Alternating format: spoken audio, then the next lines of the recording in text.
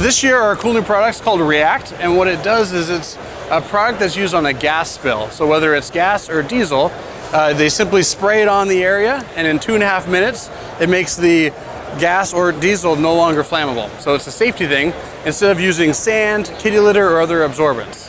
And we've been lucky to win the last 6 years, so we're really excited to hope this one wins this year. We've opened up our new facility in Germany in July. So we now are manufacturing in the EU, and we have a couple great customers of ours in the US that have expressed a lot of interest in moving to Europe. So we made our first hire. He's out of Poland, and Norbert and I are now working with a lot of customers there in Europe. We also plan on going attending Unity for the first time. So CAF is officially launching this upcoming year, into Europe. When I go out and I look at the food service throughout all of Europe, it's a lot higher quality than what I've seen in the US.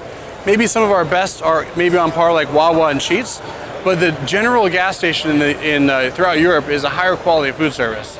But out in the forecourt, I feel like the US has a higher quality of forecourt and fuel experience. And so what we do is we focus on providing customers a great experience when they're filling up, so they drive the traffic inside.